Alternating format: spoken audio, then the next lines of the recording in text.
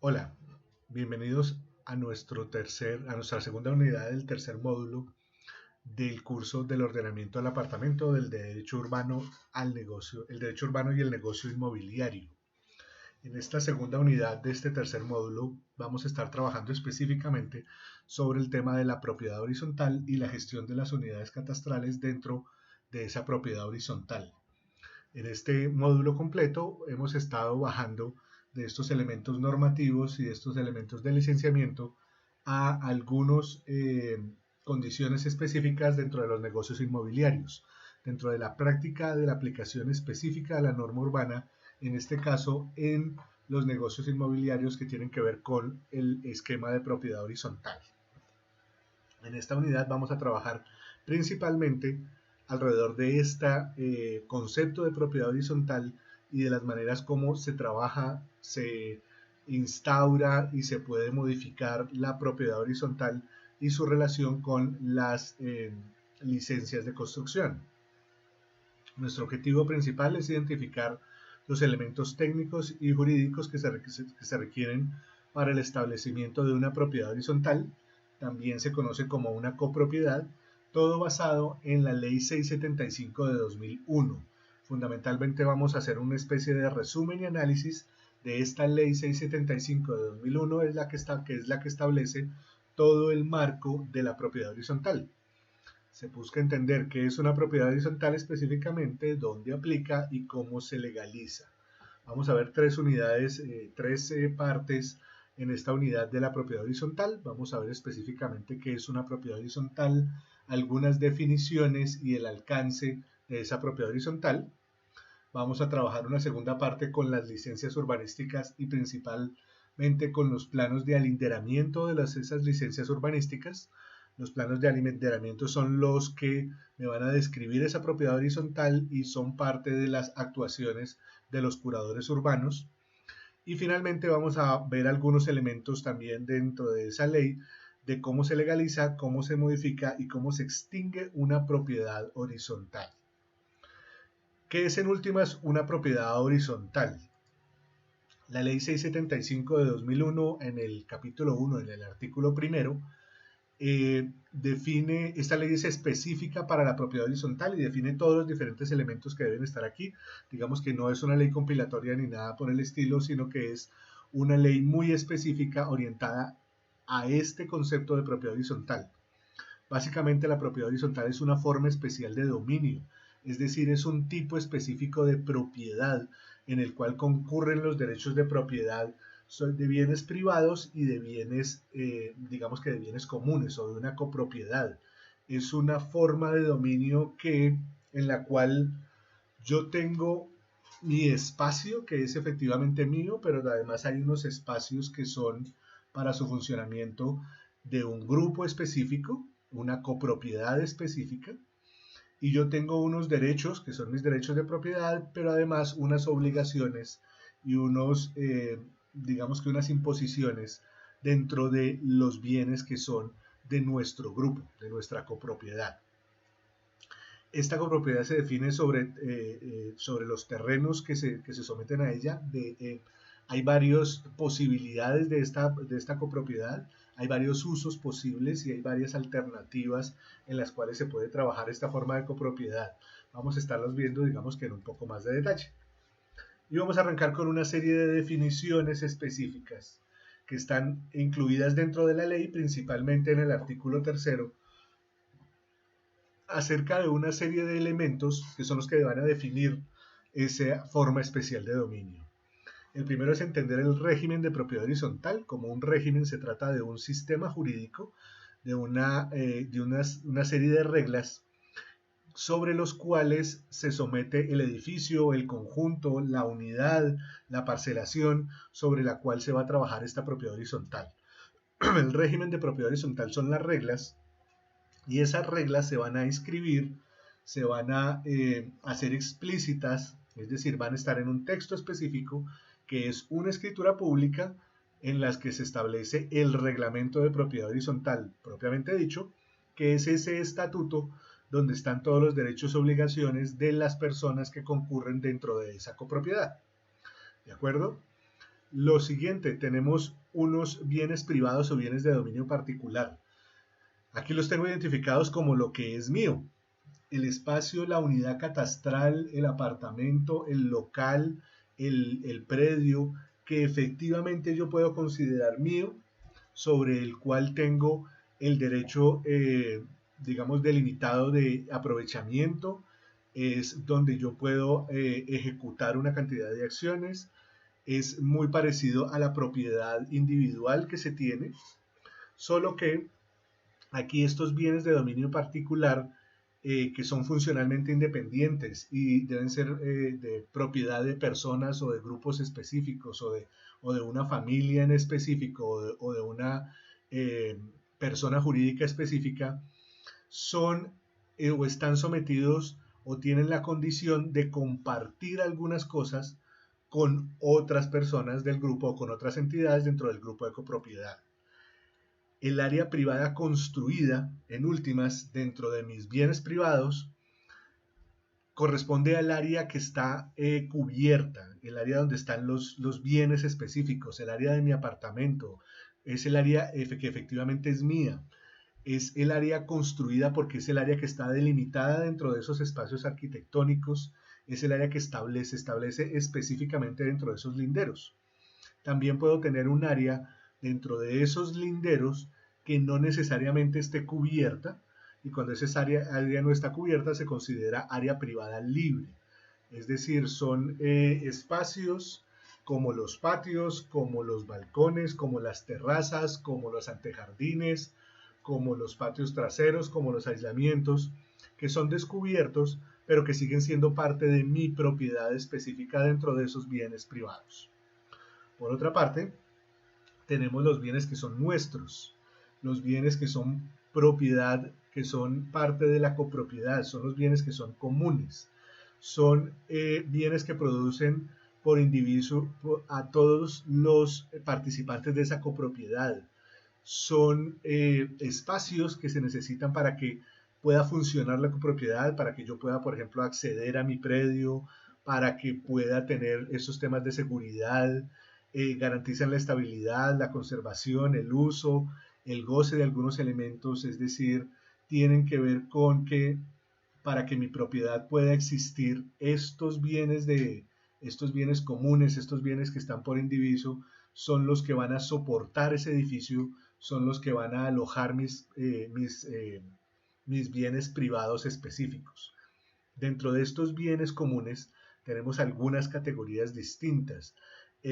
La primera de estas categorías de estos bienes comunes son los bienes comunes esenciales, y los bienes comunes esenciales son los bienes comunes sin los cuales el edificio no puede existir. Garantizan la estabilidad, la conservación del edificio, garantizan el funcionamiento interno, garantizan el acceso. Sin ellos, las unidades privadas o no tienen funciones o no tienen ninguna garantía de su estabilidad. Entonces estos bienes son los bienes indispensables.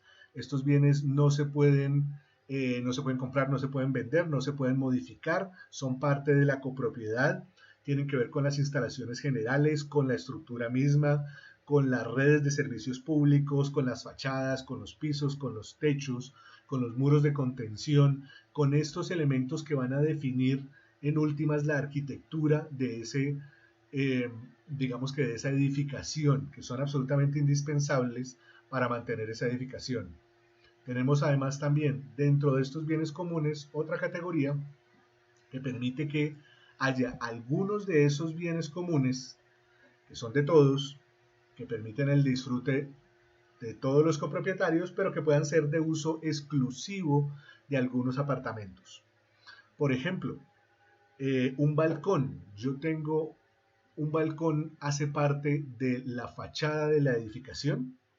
Es un bien de alguna manera esencial porque tiene que ver con la relación, con la manera como ese edificio se presenta ante el resto de la ciudad, es decir, cómo se genera el cerramiento de esa edificación, pero el balcón es un espacio que no precisamente me pertenece a mí, sino le pertenece a la fachada, pero que yo tengo el usufructo específico de ese espacio, ¿sí? El espacio no es mío, pero para todos los efectos es para que yo lo pueda utilizar, es para que yo lo pueda gozar, es para que yo lo pueda aprovechar.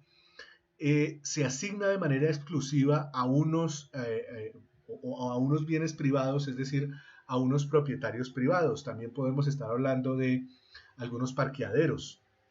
Los parqueaderos en algunos regímenes de propiedad horizontal pueden ser bienes privados, en cuyo caso tienen sus escrituras, su alineamiento, su propiedad específica, o pueden estar dentro de los bienes de uso exclusivo, en los cuales la copropiedad, el edificio, sigue manteniendo como bienes comunes todo ese espacio de parqueadero, pero le asigna a ese apartamento el derecho de uso exclusivo de uno de esos parqueaderos. ¿De acuerdo? No hacen parte de mi propiedad, pero yo tengo la facultad de utilizarlos, yo tengo la posibilidad de gozarlos y disfrutarlos dentro digamos que dentro del régimen de propiedad horizontal como existe. Estos bienes comunes de uso exclusivo tienen algunas condiciones. Es decir, yo para poder aprovechar estos bienes de uso exclusivo tengo algunas condiciones, como no son míos, yo no puedo alterarlos ni hacer construcciones dentro de ese bien. Por ejemplo, si estamos hablando de un balcón que es un bien común de uso exclusivo, o que yo lo determine como un bien común de uso exclusivo en el proyecto, ese balcón no lo puedo alterar, no puedo construir el balcón, no puedo modificar la fachada, no puedo simplemente pintar el balcón, porque el balcón en términos estrictos no es necesariamente mío, sino que la copropiedad me lo tiene asignado. No puedo cambiar su destinación tampoco. Por ejemplo, si yo tengo un parqueadero, no puedo decidir en cualquier momento que ese parqueadero lo voy a convertir en un local comercial. La destinación de ese bien común de uso exclusivo, parqueadero, que puede tener acceso directo sobre la calle, yo no puedo definir cambiar esa destinación. El uso específico a partir del cual se organizó originalmente se tiene que mantener. Como es un espacio que yo soy yo el que lo está gozando y que lo está usando y que lo está usufructuando, así no sea mío, yo necesito hacerme cargo de las reparaciones, de los deterioros y de posibles afectaciones. Yo tengo un balcón y si ese balcón tiene una gotera, yo tengo que hacerme responsable de las afectaciones de ese balcón sobre el piso de abajo. Así sea el balcón sea parte de la copropiedad y sea parte de los bienes comunes, como son de uso exclusivo, yo necesito, o digamos que me da a mí la obligación de hacer ese mantenimiento y de pagar las compensaciones que sean necesarias o que sean aprobadas por la Asamblea General, en el caso, por ejemplo, de los parqueaderos. Eh, un caso típico, podemos tener 10 apartamentos y solo 5 parqueaderos. Los 5 parqueaderos se pueden asignar de manera exclusiva a ciertos apartamentos, pero esos apartamentos deben pagar una especie de arrendamiento de esos parqueaderos para que los puedan utilizar, para que sea equilibrado, digamos que en la copropiedad del uso de esos parqueaderos, que el que arrienda el parqueadero tenga ciertas responsabilidades y que ese valor que se recibe por compensación haga parte de los bienes de la copropiedad o se puede utilizar para la copropiedad misma. Ese derecho de uso exclusivo no se puede vender. Ese derecho de uso exclusivo lo determina la propiedad horizontal, hace parte de la propiedad horizontal, pero cuando yo lo vendo no queda necesariamente incluido dentro de la escrituración como tal. Hace parte de lo que yo puedo utilizar, puede estar vinculado directamente y funcionalmente con mi apartamento, pero no, al no ser propiedad mía, pues yo no puedo hacer ninguna alteración directa. Por otra parte, tenemos este concepto de el coeficiente de copropiedad, y esto significa que dentro de una copropiedad, dentro de una propiedad horizontal, cada uno de los participantes de esa copropiedad, cada uno de los propietarios de bienes privados, tiene un área que le corresponde. Y esa área que le corresponde, proporcionalmente al total, se genera una especie de indicador, un índice, que es este coeficiente de copropiedad. Es decir, del 100% de las áreas privadas de la copropiedad, mi participación es del 3%, del 8%, del 10%. Aquí lo que se define es cuánto de esa copropiedad es mía. Y esto sirve para definir la participación en la asamblea de copropietarios, para definir algunos derechos y para definir la imposición de algunos costos. por ejemplo, para el caso de los costos asociados que yo tengo que pagar por administración de la copropiedad, la administración de la copropiedad se divide proporcionalmente con respecto a los coeficientes de copropiedad. Si yo tengo un apartamento más grande, pago un poquito más. Si tengo un apartamento más pequeño, pago un poquito menos con respecto a la copropiedad, tal como dice la ley. No es que si yo tengo, todos deberíamos partirlos por partes iguales, porque hay ciertos elementos, como por ejemplo el mantenimiento del edificio, que implican que si mi apartamento es más grande, el mantenimiento del edificio, el gasto sea ligeramente mayor para mi unidad catastral, para mi apartamento, que para el resto del edificio. Ese es el sentido de estos coeficientes de copropiedad. Estos coeficientes de copropiedad se tienen que delimitar específicamente en los planos de alinderamiento, de los cuales vamos a hablar un poco más adelante. Es decir, se tienen que establecer las áreas específicas, deben coincidir con esos planos de alinderamiento, y el coeficiente de propiedad se calcula sobre el 100% del área del edificio o conjunto. Yo no puedo tener un edificio en el que, porque la constructora no ha vendido un apartamento, solamente los coeficientes de copropiedad sumen el 70% o el 75% o el 90%.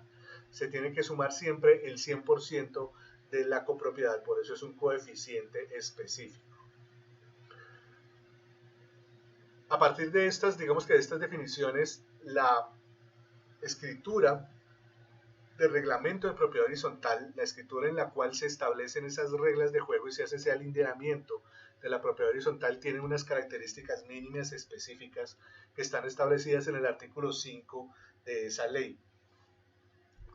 Esas características quiere decir que para efectos notariales y registrales son los datos mínimos que deben aparecer en la escritura de reglamento de propiedad horizontal y deben aparecer como mínimo en la escritura de propiedad de mi predio específico. Debe aparecer el nombre e identificación del propietario, es decir, de dentro de mis bienes privados tiene que estar a nombre específicamente de una persona que tiene que estar nombrada en la escritura. En la escritura también tiene que aparecer un nombre, un distintivo del edificio. No es suficiente con la dirección, sino que es necesario nombrar el edificio también por una razón, digamos que jurídica, que la vamos a ver un poquitico más adelante, pero el edificio o el conjunto necesitan tener un nombre, un código. En la escritura debe aparecer la determinación del terreno o terrenos sobre los cuales se va a levantar el edificio. El predio como tal tiene que estar muy bien nomenclado, alinderado, y se debe definir muy bien el área. Ese predio es parte de los bienes comunes esenciales del edificio. Ese predio hace parte de la propiedad común, es decir, todos nosotros copropietarios somos parte de ese predio, somos dueños de ese predio en comunidad, y necesita definirse con claridad hasta dónde llega ese predio y cómo está alinderado, y eso tiene que coincidir con la matrícula inmobiliaria del predio y con los datos catastrales oficiales de ese predio. Después se deben identificar cada uno de los bienes de dominio particular, exactamente igual que los planos aprobados para la respectiva licencia de construcción. Entonces, en la licencia de construcción deben aparecer la definición clara de los diferentes apartamentos, ¿sí?, por parte de la licencia de construcción, y además debe haber un juego de planos adicional que es igual al de la licencia de construcción, que se llaman planos de alinderamiento. Esos planos de alinderamiento también deben estar aprobados por el curador, los vamos a ver en detalle un poquito más adelante, y tienen que aparecer, hacen parte de la escritura de copropiedad, es decir, no solamente el documento de la licencia, sino los planos como tales hacen parte del reglamento de propiedad horizontal o de la escritura de propiedad horizontal específica. Además, se tienen que poder establecer dentro de esa escritura los bienes comunes.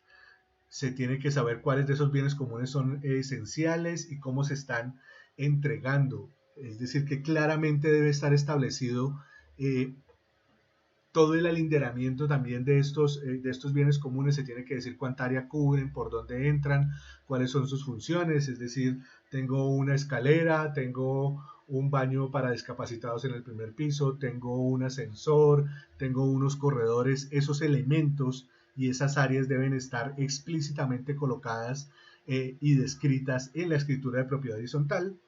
Acto seguido, a partir de esas áreas y ya teniendo las áreas privadas alinderadas, delimitadas y coincidentes con los planos, defino los coeficientes de copropiedad, hacen parte de la escritura, es decir, la escritura pública, en la escritura pública se definen de manera definitiva los coeficientes. Esos coeficientes después no se pueden negociar y no se pueden cambiar, hacen parte, digamos que, de la descripción física del edificio. Y se define también además la destinación de los bienes de dominio particular, es decir, cuál es el uso que se le va a otorgar a esos bienes de dominio particular, uso vivienda, uso comercio, uso industria.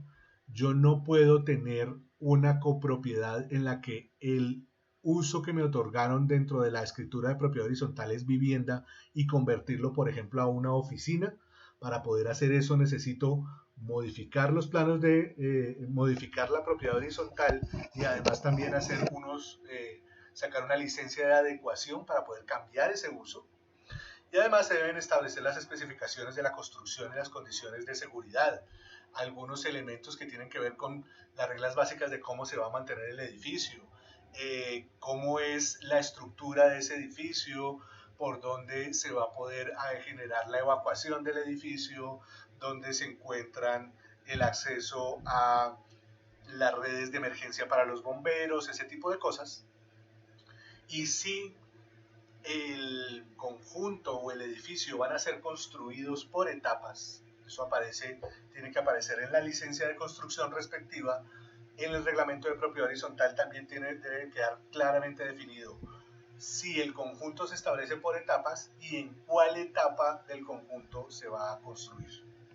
Esto porque al construirlo por etapas se pueden variar en el tiempo, con la aparición de cada nueva etapa va a aparecer una nueva escritura de propiedad horizontal que va a modificar las etapas anteriores. Al tratarse de una sola copropiedad, puede modificar las etapas y puede modificar los coeficientes y puede modificar algunos elementos de los bienes comunes, porque básicamente el edificio va creciendo o el conjunto va creciendo en edificios, o digamos que va creciendo en complejidad de esa escritura de propiedad horizontal, y con cada nueva etapa va a haber cambios con las etapas anteriores. Entonces se tiene que definir exactamente cuántas etapas son y en qué etapa, a qué etapa específica corresponde ese reglamento de propiedad horizontal. También tienen que estar las reglas específicas de cómo funciona ese edificio, las reglas de funcionamiento, las condiciones con las cuales nos vamos a poner de acuerdo para que ese edificio funcione. ¿El edificio tiene celador o no tiene celador? ¿El edificio funciona 24 horas o tiene alguna restricción? Por ejemplo, en los casos comerciales, tiene una restricción específica de funcionamiento que le obliga a que solamente son 12 horas. Esa persona jurídica que va a terminar siendo la propiedad horizontal o la copropiedad establece una serie de reglas específicas, por ejemplo, para el aseo, por ejemplo, para el uso, por ejemplo, para el ruido, por ejemplo, para la carga específica que puede estar en algunos de los locales comerciales, por ejemplo, o si estamos hablando de un área industrial, ¿sí? O del tipo de camiones que pueden entrar dentro de una copropiedad de tipo industrial o de tipo de bodegas, ¿sí? Todas esas cosas deben aparecer y deben quedar claras, escritas dentro de la escritura de propiedad horizontal. Podemos tener propiedad horizontal, o este ejercicio de propiedad horizontal es aplicable a edificios en general que puedan tener residencias, vivienda, que puedan tener oficinas, que puedan tener usos comerciales, o que puedan tener esos edificios que puedan tener usos mixtos, que yo pueda tener comercio en los primeros pisos, oficinas en el segundo y vivienda en el tercero dentro de esa copropiedad. Aquí, por ejemplo, el caso de la imagen que estamos viendo es uno de esos ejercicios en el que tenemos vivienda, comercio y oficinas mixtos en diferentes proporciones. También pueden ser propiedad horizontal los conjuntos multifamiliares, los conjuntos comerciales, los conjuntos de edificios de oficinas, como por ejemplo decir estos conjuntos multicentro o estos conjuntos, por ejemplo, de aglomerados de oficinas. En el caso de Bogotá, por ejemplo, el Centro Internacional, que son varias edificaciones en conjunto que tienen algunos de los diferentes usos. Ese conjunto como tal todo es una misma propiedad horizontal. También pueden serlo agrupaciones de viviendas individuales. Entonces yo puedo tener un conjunto de viviendas individuales, como en el caso de un conjunto residencial. Entonces tengo una sola entrada, un área de propiedad en común y una serie de casas. Muchas veces casi todas son igualitas y cada una de esas casas hace parte de la copropiedad y tienen unas zonas en común. O para el caso de las parcelaciones campestres, que son básicamente también agrupaciones de viviendas individuales, pero en el entorno rural, que también comparten unas áreas comunes específicas. Los centros comerciales en general son propiedades horizontales, porque es un comercio, digamos que aglomerado, que aglomera varios locales comerciales con diferentes propietarios, y cada uno de esos propietarios tiene una participación dentro de ese centro comercial. Hay conjuntos o sectores mixtos, algo parecido a lo que está pasando aquí en esta imagen que tengo de Parque Central Bavaria, en el cual tenemos edificios de vivienda, algunas viviendas individuales, tenemos un hotel, tenemos unas zonas de oficinas, tenemos zonas comerciales, tenemos un centro comercial, tenemos un área de parqueaderos, y todas estas cosas mixtas se establecen dentro de un mismo conjunto, dentro de una misma copropiedad que tiene unas áreas abiertas al público, pero que se cierran a algunas horas. También pueden ser copropiedad las zonas francas, es decir, yo puedo tener una serie de grandes bodegas industriales o de almacenamiento dentro de una zona franca, y las puedo rentar, o pueden tener diferentes copropietarios y tener un solo acceso y unas condiciones diferentes. Y técnicamente las viviendas bifamiliares son un tipo de propiedad horizontal en la cual lo único que tienen en común, o los únicos bienes comunes, son el predio como tal. Son, digamos que, una categoría específica en la cual yo en un predio puedo tener dos casitas una al lado de la otra. Como no hay unas zonas comunes, no es necesario un reglamento de propiedad horizontal propiamente dicho con toda la formalidad. No hay coeficientes de copropiedad y esas cosas. Sin embargo, técnicamente también son una propiedad horizontal porque comparten el predio y comparten algunos elementos de la estructura. Así la escrituración y el registro sean mucho más simples, se puedan establecer como viviendas individuales. Digamos que esas están un poquito en la mitad. Miremos ahora el tema de las licencias urbanísticas y los planos de alinderamiento que acompañan esas licencias urbanísticas. Es decir, el componente técnico, el componente que viene desde los curadores urbanos o desde las administraciones municipales, que son los que describen la arquitectura de esas propiedades horizontales. ¿Cuáles tipos de licencias y modalidades pueden tener propiedad horizontal? Las licencias de urbanización pueden tener una propiedad horizontal. Yo puedo urbanizar un territorio y al urbanizar ese territorio dejar unos predios, y esos predios se pueden convertir en conjuntos residenciales. Caso en Bogotá, por ejemplo, Ciudadela con subsidio, o cualquier tipo de ciudadelas de las ciudadelas de apartamentos que se pueden encontrar en cualquier parte, o en Ciudad Salitre. Tenemos esta urbanización organizada, pero al interior de los predios hay una cantidad de propiedades horizontales que pueden compartir diferentes cosas.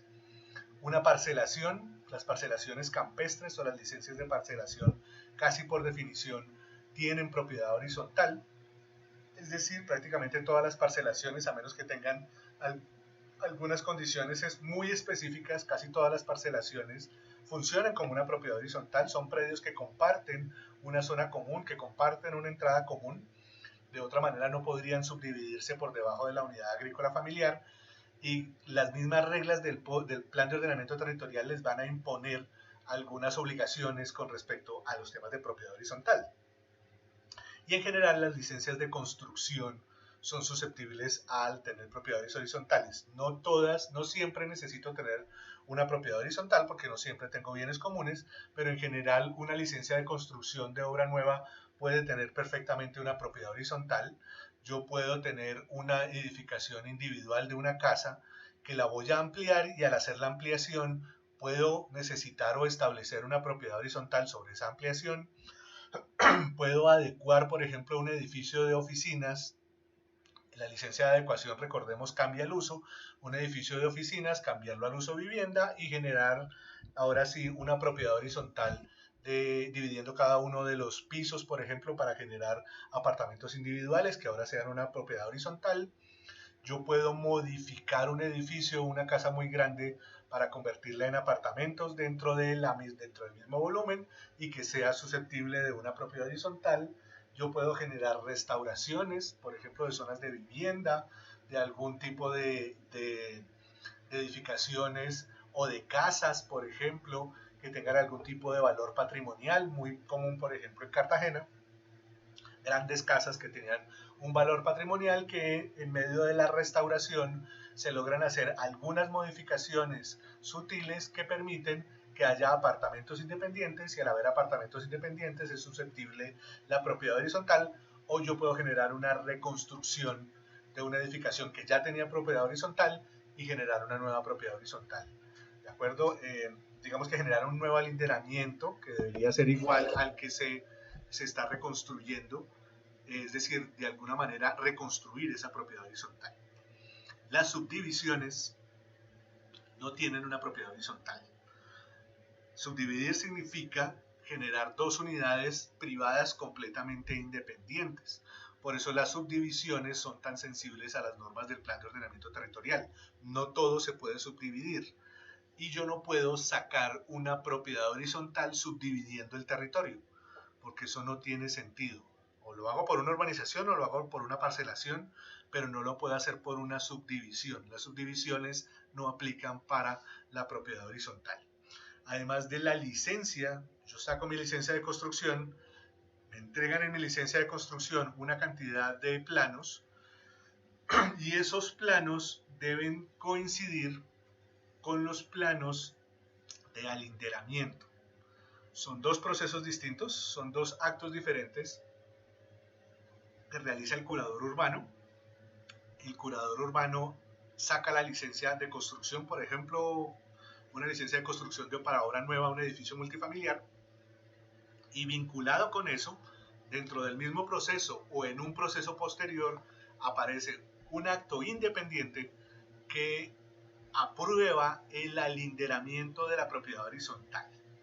Los planos de alinderamiento básicamente son los planos en los que se describe claramente la división de los bienes privados y los bienes comunes de la copropiedad en los términos de la ley 675, definiendo todo lo que necesita la ley 675, y la condición es que esos planos de alinderamiento deben ser exactamente iguales a los planos de licencia de construcción.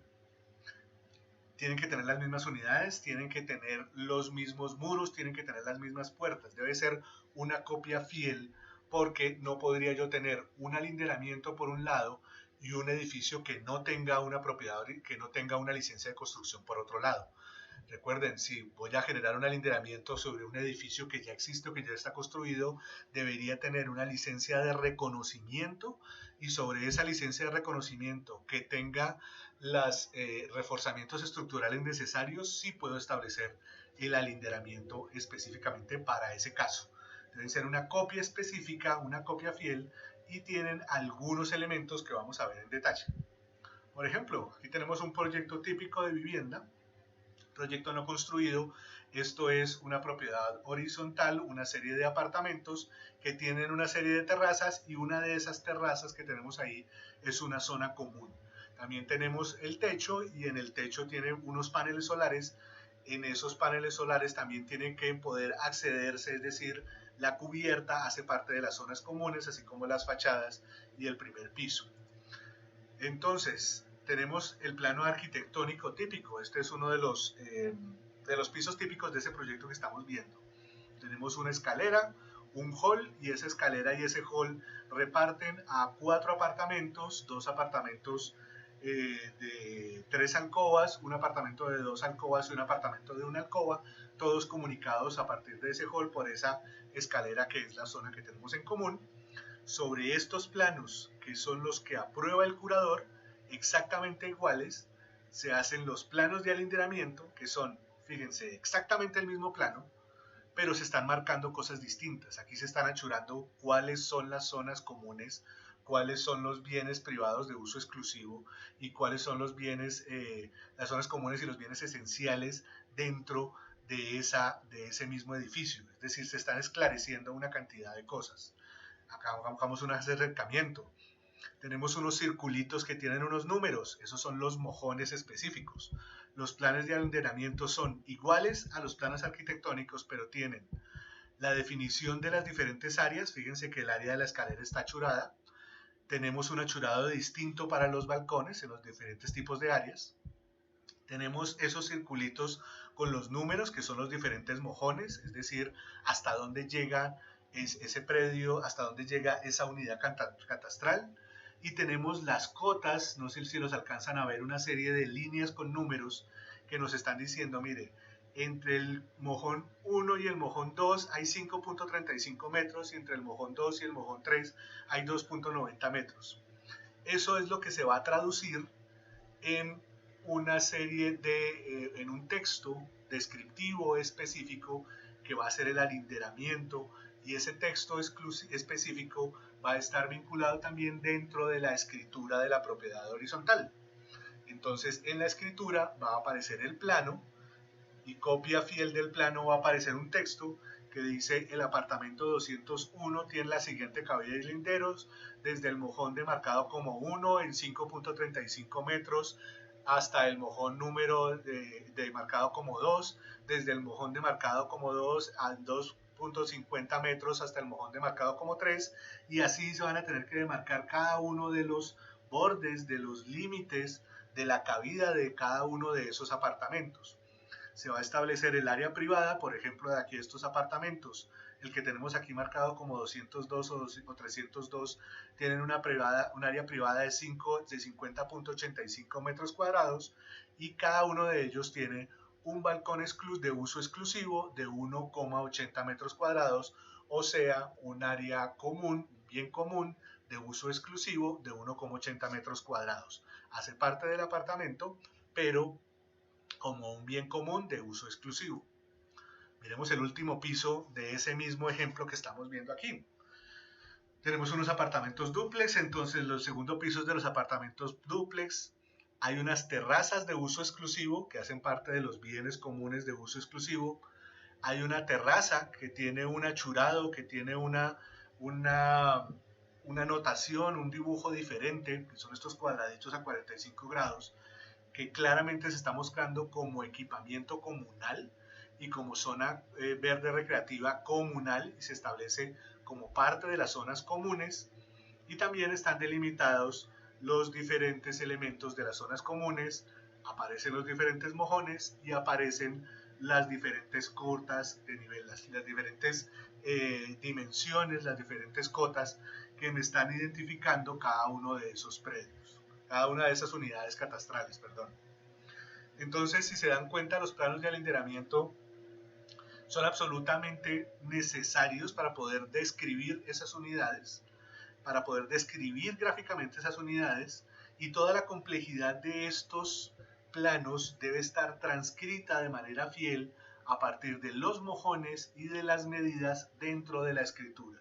Además de estos planos, dentro de estos planos de alinderamiento, tienen que existir unos cuadros de áreas muy específicos que me están diciendo para cada piso cuánto es el área privada, cuánto es el área común, y entonces dentro de esa área común hay un área de uso exclusivo, hay un área construida, hay un área libre, y todas estas áreas tienen que sumar el total de los apartamentos. Entonces, por apartamento me está diciendo el área privada total es tanto, el área común de uso exclusivo es tanto, y el total del área de ese apartamento es tanto. Eso para absolutamente todos los diferentes apartamentos.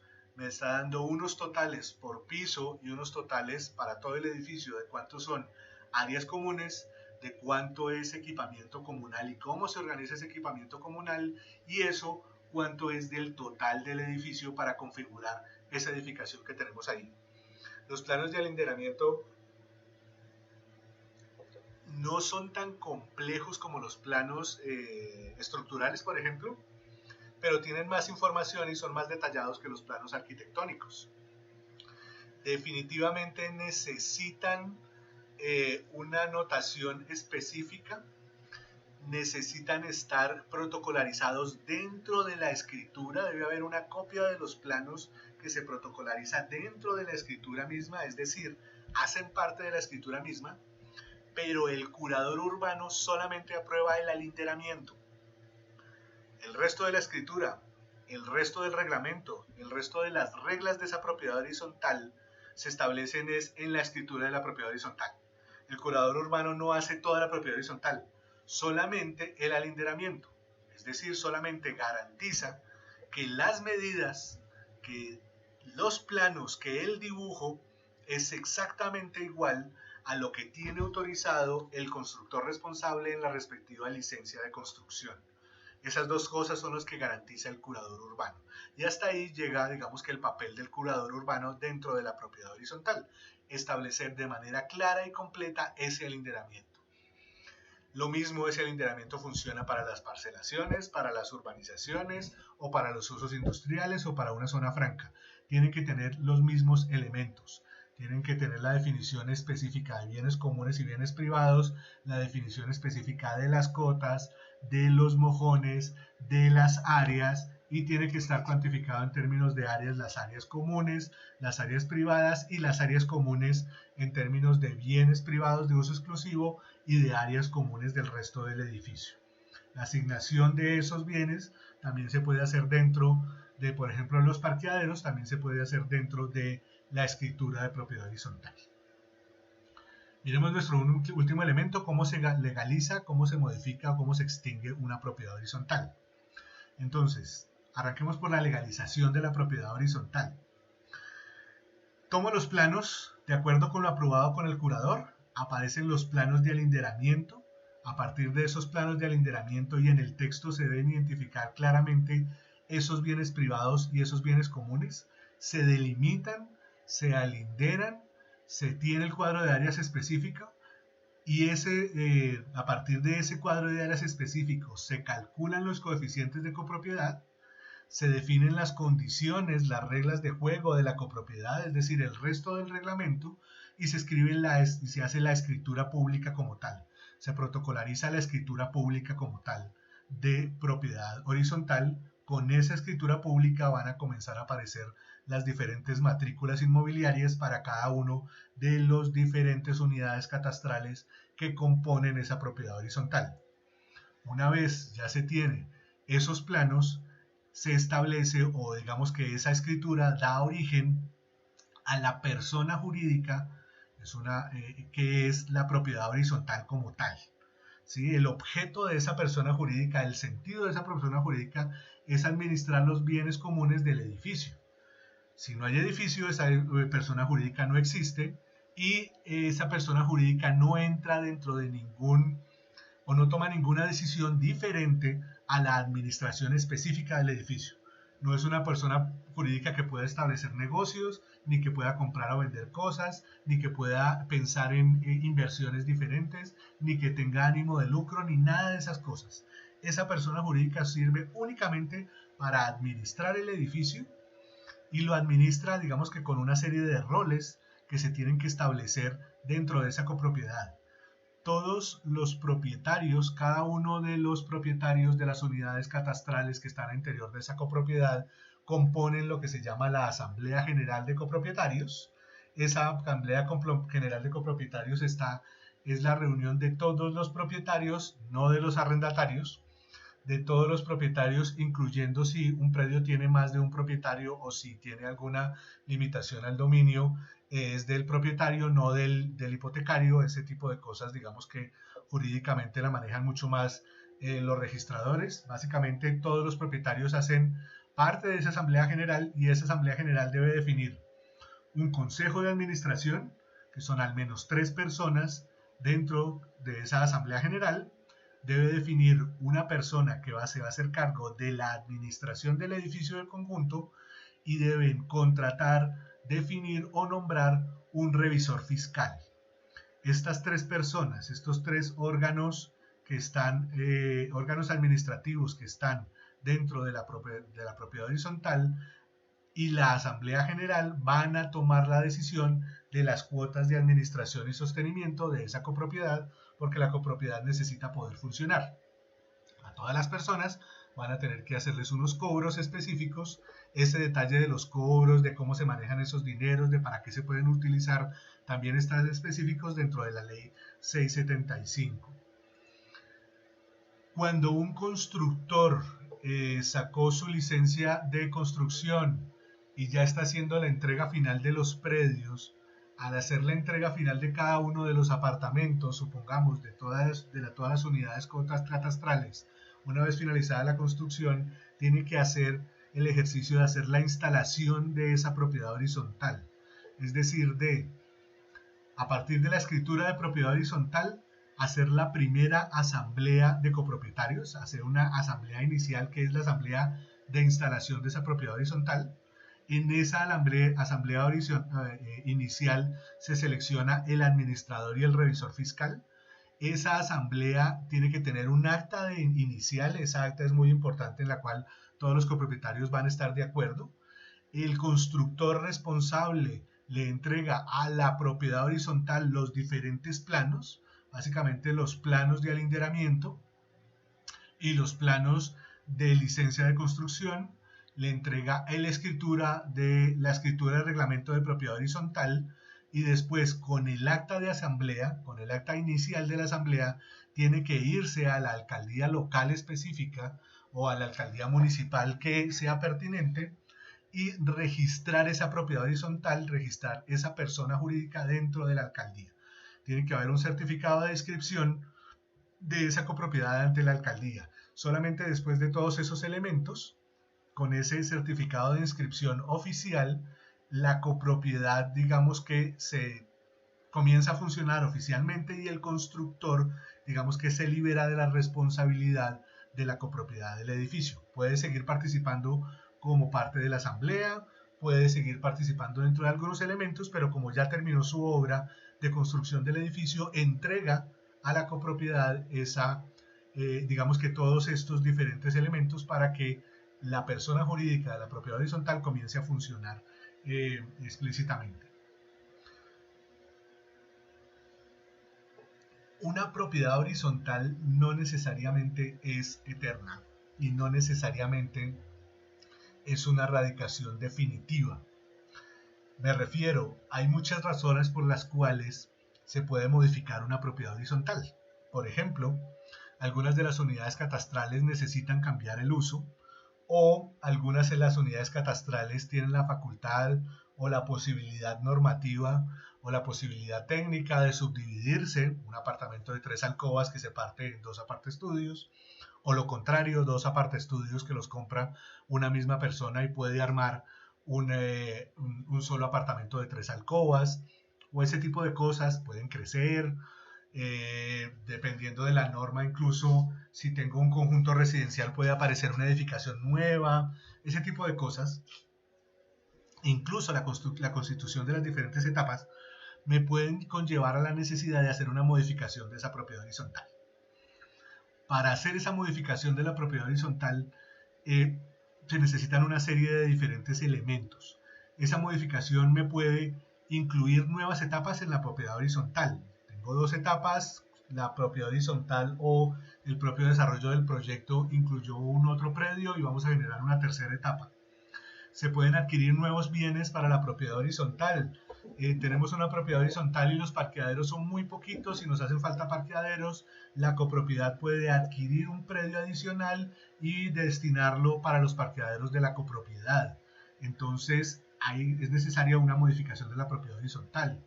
Lo que les decía, hay un cambio en la destinación de algunos inmuebles privados o de algunos inmuebles comunes, que tenemos un área que era el área para, por ejemplo, un parqueadero de visitantes y nos dimos cuenta de que ya no es necesario el parqueadero de visitantes, que tenemos otros parqueaderos de visitantes, pero en cambio lo que necesitamos son unos depósitos. Entonces, dentro de esas zonas comunes, la destinación de ese parqueadero de visitantes a depósitos también se puede hacer.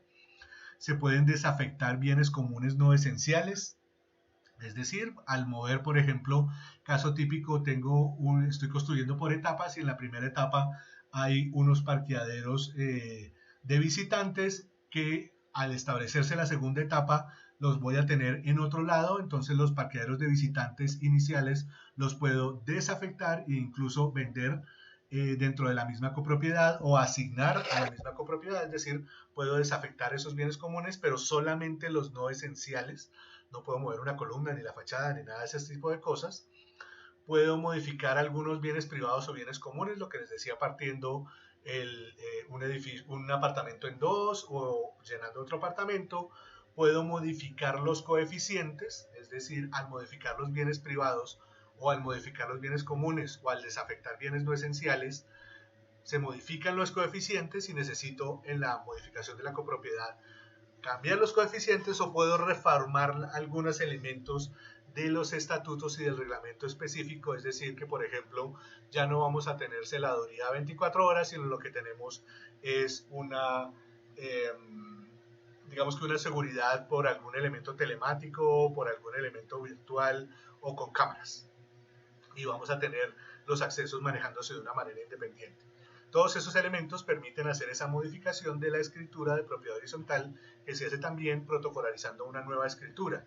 Pero para protocolarizar esa nueva escritura tengo una serie de requisitos específicos. El primero es que debe haber un acta de todos los copropietarios, es decir, de la asamblea, que autoriza la modificación de ese reglamento de propiedad horizontal. Si esa acta no existe, esa modificación no se puede hacer. De lo que se trata o el sentido aquí es que los copropietarios estén todos de acuerdo en esas modificaciones. Se debe incluir el acta, el quórum y las mayorías establecidas en las cuales se aprobó esa modificación. Es decir, esa acta de copropietarios no solamente debe tener el texto, sino tiene que incluir el quórum y tiene que incluir la mayoría específica. Y esa mayoría tiene que ser por lo menos el 70% de los coeficientes de copropiedad. ¿Sí? Es una mayoría definitiva. Si tengo 10 apartamentos, necesito al menos 7 apartamentos que cumplan el 70% de los coeficientes para que se pueda tomar la decisión. Una vez tomada esa decisión, esa modificación muy probablemente va a tener algún elemento físico que haya que cambiar, en cuyo caso es necesario una licencia de modificación o una licencia de ampliación o una licencia de adecuación o una licencia de cualquiera de las modalidades de licenciamiento, que va a tener además sus correspondientes planos de alinderamiento debidamente aprobados. Yo no puedo simplemente porque las personas están de acuerdo modificar el edificio. El edificio, cualquier acción física sobre el edificio se debe hacer con la respectiva licencia de construcción en su respectiva modalidad, y la respectiva licencia de construcción debe tener además su alinderamiento, el acta de aprobación de los planes de alinderamiento, que es también la que establece el curador urbano. Con esas dos cosas también tienen que quedar de nuevo protocolarizadas dentro de la escritura de modificación. Tienen que quedar dentro de la escritura la delimitación y el alinderamiento y el establecimiento de esas nuevas áreas y el recálculo de todos esos coeficientes de copropiedad. Es decir, tiene que aparecer otra vez todos esos coeficientes de copropiedad y se deben citar todas las matrículas inmobiliarias que conforman la propiedad horizontal para poder en todas esas matrículas inmobiliarias colocar o afectar que hubo, o que cada una de las matrículas sepa que hubo una afectación, un cambio en la copropiedad, porque se modificaron los índices o porque se modificaron algunos elementos. Todas deben quedar inscritas dentro de esa nueva escritura. La última, otras dos condiciones son las últimas condiciones. Si yo tengo una propiedad horizontal que por diferentes razones, por razones de puro mantenimiento o por algún siniestro o por algún tema de decisión de la copropiedad fue necesario destruir o se destruyó o se cayó o se afectó una parte importante del edificio, de esa edificación, la copropiedad puede tomar la decisión de reconstruirla o puede haber una reconstrucción obligatoria de esa propiedad horizontal. Entonces, si hubo un siniestro, un temblor, y se perdieron algunos apartamentos, pero esos apartamentos fueron o cubren menos del 75% o la afectación es de menos del 75% del valor comercial de la copropiedad, es necesario hacer la reconstrucción.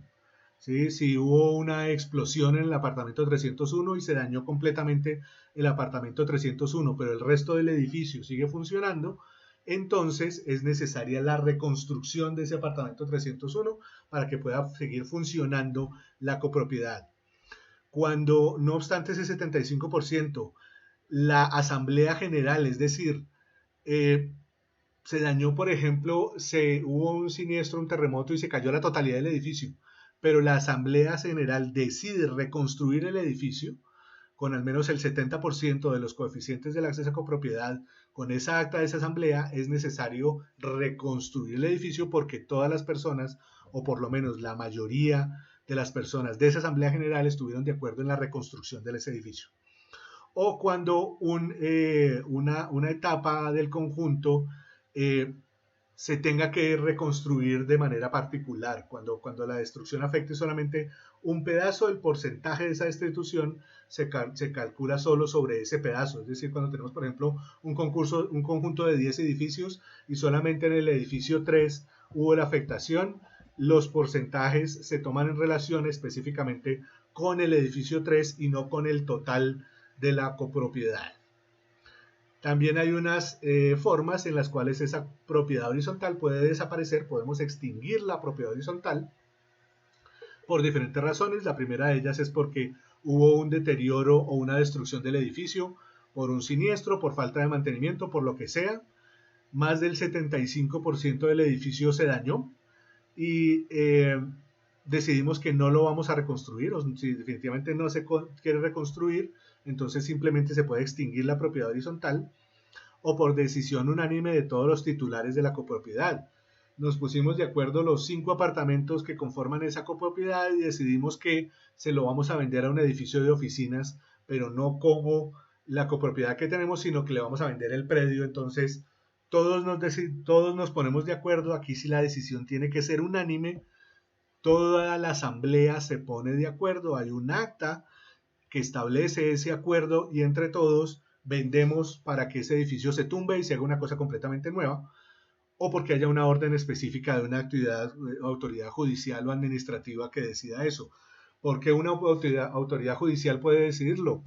Porque está ubicada en una zona de alto riesgo no mitigable y entonces presenta un riesgo inminente para la vida de las personas. El juez va a determinar que ese edificio necesita desaparecer. Y el edificio necesita desaparecer, es decir, la propiedad horizontal desaparece y van a haber, digamos que unas causales y unos elementos de un proceso que van a suceder ahí. La intención de esta presentación no era establecer todos los elementos de la propiedad horizontal, sino vincularlos con los elementos normativos y vincularlos con los elementos de licenciamiento para entender cómo los curadores urbanos, las decisiones urbanas y las decisiones normativas tienen una afectación directa con esta propiedad horizontal. Nos queda nuestra última unidad de nuestro tercer módulo, en la cual vamos a hacer un ejercicio mucho más completo, pensando en reunir todos los diferentes temas que hemos estado trabajando en un ejemplo específico. Por ahora, muchas gracias a todos.